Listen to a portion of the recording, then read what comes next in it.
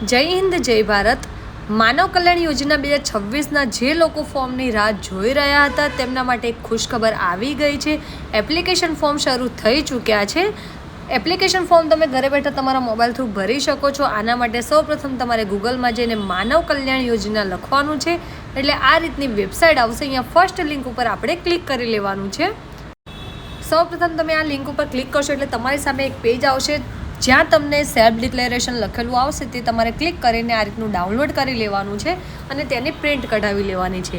Print કઢાવ્યા બાદ તમારે normally blue અથવા બ્લેક પેનથી તમારે અહીંયા તમારું નામ, તમારા કયા ગામના રહેવાસી છો તે, તાલુકો, જિલ્લો અને તમારી ઉંમર, વર્ષ અને તમારે જે પણ વર્ષ, મહિનાનું તમારે જે પણ સાધન ઓજારો જોઈતા હોય તે તમારે લખીને તમારી સહી અને તમારું સ્થળ અને તારીખ લખવાની છે. કોઈ પણ જાતના વકીલના સહી સિક્કા અહીંયા કરાવવાના નથી. ફક્ત આટલું તમારે લખીને તેનો ફોટો કેપ્ચર કરીને તમારે તેને અપલોડ, જે આપણે ડોક્યુમેન્ટ્સ અપલોડ આવશે તેમાં અપલોડ કરવાનું રહેશે. એટલે ફર્સ્ટ તમારે આ વસ્તુ કરી લેવાનું છે.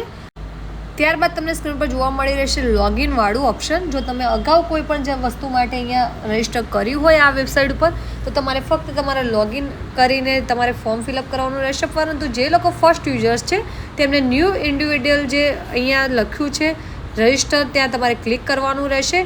હવે જે લોકો આઈડી પાસવર્ડ અગાઉ રજિસ્ટર કર્યું હોય અને ભૂલી ગયા હોય તો ફોરગેટ યુઝર આઈડી ઉપર જઈને તમે આધાર કાર્ડ નંબર એડ કરીને તમે તમારો રજિસ્ટ્રેશન નંબર મેળવી શકો છો. અને જે લોકો પાસવર્ડ ભૂલી ગયા હોય તે ફોરગેટ પાસવર્ડ ઉપર જઈને પાસવર્ડ પણ મેળવી શકો છો. એટલે આ રીતે તમારું આઈડી પાસવર્ડ જે જૂનું છે તે આવી જશે અને નવા જે છે તેમને ક્લિક હિયર ઉપર ક્લિક કરીને તમારે નવું રજિસ્ટ્રેશન કરવાનું રહેશે. એપ્લિકેશન કરવામાં કોઈ પણ જાતની પ્રોબ્લેમ જણાય તો જરૂરથી અમને કમેન્ટ બોક્સમાં કમેન્ટ કરી શકો છો. અને અમારી ચેનલ પર નવા આવે તો ચેનલને જરૂરથી સબસ્ક્રાઈબ કરી લેજો. હવે આપણે જે ન્યૂ રજિસ્ટ્રેશન છે તેના માટે સૌપ્રથમ તમારે અહીંયા તમારું નામ અંગ્રેજીમાં લખવાનું છે આધાર કાર્ડ મુજબ. ત્યારબાદ આધાર કાર્ડનો નંબર લખવાનો છે. ત્યારબાદ તમે અહીંયા પુરુષ, સ્ત્રી કે અન્ય તે સિલેક્ટ કરવાનું છે. તમારી જન્મ તારીખ લખવાની છે. મોબાઈલ નંબર તમારે જે ચાલુ નંબર હોય તમારી પાસે પરમેનન્ટ તે જ તમારે અહીંયા લખવાનો છે. ત્યારબાદ તમારું ઈમેલ આઈડી લખવાનું છે અને તમારો પાસવર્ડ અહીંયા બનાવવાનો છે. જે રીતે આપણે નોર્મલ પાસવર્ડ બનાવતા હોઈએ છીએ તે રીતે બનાવવાનો છે. અને કેપ્ચા કોડ અહીંયા કરીને તમારે નોંધણી પર ક્લિક કરશો એટલે તમારું રજિસ્ટ્રેશન અહીંયા સક્સેસફુલી થઈ જશે. આ વન ટાઈમ રજિસ્ટ્રેશન હોય છે એટલે ખાસ તમારે મોબાઈલ નંબર સાચવીને લખવાનો છે. ત્યારબાદ આ રીતનું આપણી સામે અહીંયા પેજ આવી જશે. લોગિન કરીશું એટલે લોગિન કરી લેવાનું છે. જે આઈડી પાસવર્ડ તમે બનાવો છો તેનાથી લોગિન કરશો એટલે આ રીતનું પેજ આવશે. અહીંયા તમારે માનવ કલ્યાણ યોજના ઉપર જે લખેલું છે ત્યાં ક્લિક કરવાનું છે. એટલે આ રીતનું આપણી સામે અહીંયા પોપઅપ આવી જશે. અહીંયા તમને દરેક સૂચના આપેલી છે. કોણ આ ફોર્મ ભરી શકે છે, કયા કયા ડોક્યુમેન્ટ્સની જરૂર પડશે, શું ક્રાઇટેરિયા છે, દરેક વસ્તુ અહીંયા તમને આપશે. જેમ કે 18 થી 60 વર્ષના વ્યક્તિ સુધી અહીંયા આ ફોર્મ ભરી શકે છે. કોઈ સંસ્થા ચલાવતું હોય, કોઈ જેમ કે મહિલા મંડળ ચલાવતું હોય તેઓ પણ અહીંયા ફોર્મ ભરી શકે છે. તેમજ અહીંયા 2 ગ્રામ્ય વિસ્તારના લાભાર્થીઓ માટે જિલ્લા ગ્રામ્ય વિકાસ જે વિભાગ હોય છે તેમની ગરીબી રેખા નીચે યાદીમાં આવતા લોકો ફરજિયાત રીતે 0 થી 16 સુધીનો સ્કોરનું અહીંયા તમારું પ્રમાણપત્ર આપવાનું રહેશે. તમારી જે વાર્ષિક આવક છે તે 6 લાખ સુધીની હોવી જરૂરી છે. ત્યાં સુધીનો આવકનો દાખલો હોય તેવો જ અહીંયા અપ્લાય કરી શકે છે. જાતિનો દાખલો, જો કાસ્ટ વાઇઝ તમે અહીંયા ફોર્મ ભરતા હોય તો તમારે જાતિનો દાખલો ફરજિયાત અપલોડ કરવાનો રહેશે. ત્યારબાદ અહીંયા જણાવ્યું છે કે તમારે અહીંયા હેલ્પલાઇન નંબર આપેલો છે સ્ક્રીન પર. જો તમને કોઈ પ્રોબ્લેમ જણાતી હોય તો તમે હેલ્પલાઇન નંબર પર કોન્ટેક્ટ કરી શકો છો. જે અહીંયા 2 નંબર આપે છે. ફર્સ્ટ છે 99099261 અને સેકન્ડ નંબર છે 9909926180. એટલે પાછળ 280 છે ને 180 છે. બાકી નંબર સેમ છે. તમને કોઈ પણ જાતનો પ્રશ્ન હોય તો તમે આ કોન્ટેક્ટ નંબર પર કોલ કરીને તમે જે તેનો આન્સર છે તે મેળવી શકો છો. હવે કયા કયા ટૂલ કિટવાળા અહીંયા ફોર્મ ભરી શકે છે તો દૂધ દહીં વેચનાર, ભરતકામ, બ્યુટી પાર્લર, પાપડ બનાવટ, વાહન સર્વિસ અને રિપેરિંગના વ્યક્તિ અહીંયા ભરી શકે છે. પ્લમ્બર, સેન્ટિંગ કામ, ઇલેક્ટ્રિક એપ્લિકેશન જે રિપેરિંગ કરતા હોય તેમના માટે, અને અથાણાની બનાવટ અને પંચર કિટ. આટલી ટોટલ 10 વસ્તુ માટે આ એપ્લિકેશન ફોર્મ શરૂ થયા છે. અહીંયા પણ તમને નીચે સેલ્ફ ડિક્લેરેશનવાળું જે દેખાય છે ત્યાં ક્લિક કરશો એટલે તમારી સામે એપ્લિકેશન ફોર્મ પેલું જે સેલ્ફ ડિક્લેરેશન આપણે અગાઉ વાત કરી તે પણ ડાઉનલોડ થઈ જશે. ત્યારબાદ આપણે ઓકે ઉપર ક્લિક કરીશું. હવે આપણી સામે અહીંયા એપ્લિકેશન ફોર્મ આવી ગયું છે. ટોટલ 4 પાર્ટમાં એપ્લિકેશન ફોર્મ ભરવાના હોય છે. ફર્સ્ટ પાર્ટમાં તમારે વ્યક્તિગત વિગત માહિતી તમારે દર્શાવવાની હોય છે.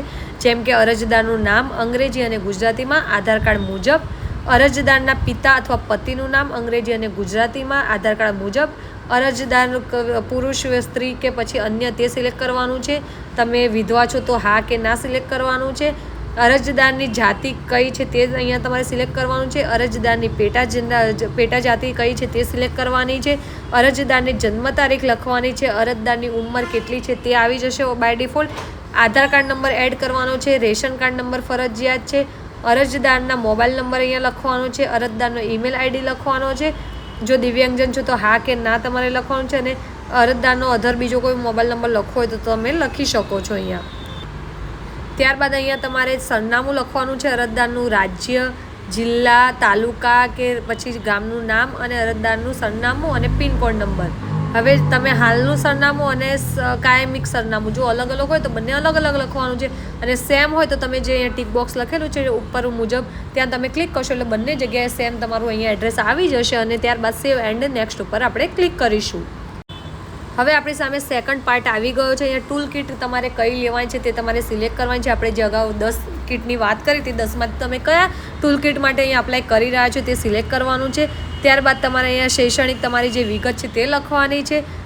ત્યારબાદ અહીંયા જણાવ્યું છે કે 3 પૈકી કોઈ એક વિગત ભરો, એટલે કે જો BPL કાર્ડ છે તો BPL કાર્ડ, ગ્રામ્ય વિસ્તારમાં BPL કાર્ડ, શહેરી વિસ્તાર માટે જે પણ સુવર્ણ રોજગાર કાર્ડ હોય તો તે, અને કુટુંબની વાર્ષિક આવક.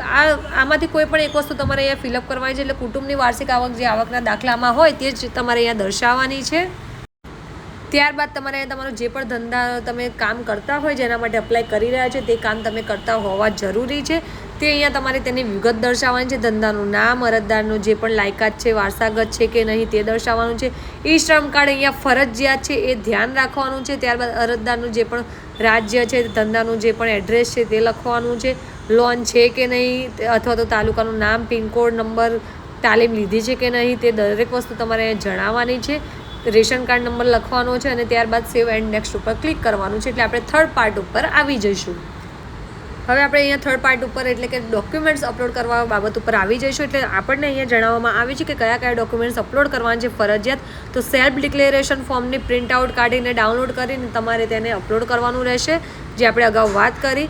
ત્યારબાદ રાશન કાર્ડ, આવકનો દાખલો અને આધાર કાર્ડ, આટલી વસ્તુ તમારે ફરજિયાત અહીંયા અપલોડ કરવાનું રહેશે. ત્યારબાદ જરૂરી દસ્તાવેજો તમારે 1 MB જે હોય PDF ફાઇલ તેની અંદર અપલોડ કરવાનું રહેશે, જ્યાં ફોટો તમે અપલોડ કરી શકો છો, JPG તો તમે તે અપલોડ કરી શકો છો.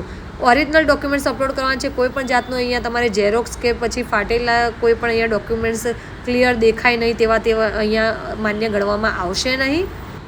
હવે તમે અહીંયા જોઈ શકો છો કે આધાર કાર્ડ તમારે અપલોડ કરવાનું છે. રેશન કાર્ડના પ્રથમ પાનાનું પેજ અને જેમાં તમારું નામ છે લાસ્ટ પેજમાં તે તમારે અહીંયા અપલોડ કરવાનું છે, અને તેનો નંબર પણ લખવાનો છે. ત્યારબાદ ઉંમરના પુરાવામાં તમે અહીંયા આધાર કાર્ડ, ચૂંટણી કાર્ડ અથવા તો જે પણ તમારો જન્મનો દાખલો છે તે તમે અહીંયા અપલોડ કરી શકો છો, અને તેનો નંબર લખવાનો છે. ત્યારબાદ સેલ્ફ ડિક્લેરેશન જે આપણે અગાઉ વાત કરી તે સેલ્ફ ડિક્લેરેશન અહીંયા અપલોડ કરવાનું છે. ઈ શ્રમ કાર્ડ અહીંયા તમારે અપલોડ કરવાનું છે અને તેનો નંબર લખવાનો છે. જાતિનો દાખલો તમારે અહીંયા અપલોડ કરવાનો છે અને તેનો નંબર લખવાનો છે. ત્યારબાદ તમારો આવકનો દાખલો તમારે અહીંયા નંબર લખવાનો છે. રજિસ્ટર જે હોય છે આપણી પાસે તે ડોક્યુમેન્ટ્સની ઉપર નંબર લખેલો હોય છે તે ક્રમાંક લખીને તમારે અપલોડ કરવાનું છે. ત્યારબાદ તમારે સેવ એન્ડ નેક્સ્ટ ઉપર ક્લિક કરવાનું છે.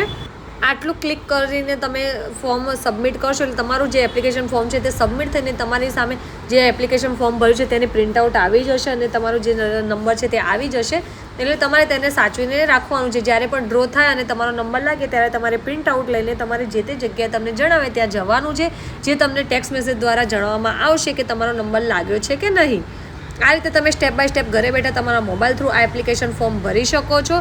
કોઈ પણ જાતની પ્રોબ્લેમ જાણે તો જરૂરથી અમને કમેન્ટ બોક્સમાં કમેન્ટ કરી શકો છો. આવી જ વધુ માહિતી માટે અમારી ચેનલને પણ સબસ્ક્રાઈબ કરવાનું ભૂલશો નહીં. સાથે જ અમારા વોટ્સઅપ ગ્રુપમાં જોડાવા માટે બારમાં લિંક આપી છે, ત્યાંથી ક્લિક કરીને તમે અમારા વોટ્સઅપ ગ્રુપમાં પણ જોડાઈ શકો છો, અને ઇન્સ્ટાગ્રામ અને ફેસબુક પેજને પણ ફોલો કરવાનું ભૂલશો નહીં. એન્ડ જે લોકોને જરૂર છે તેમના સુધી આ વિડીયોની જરૂરથી ખાસ કરીને તમે શેર કરજો, અને આ વિડીયોની માહિતી પસંદ આવી હોય તો લાઇક કરવાનું ભૂલશો નહીં.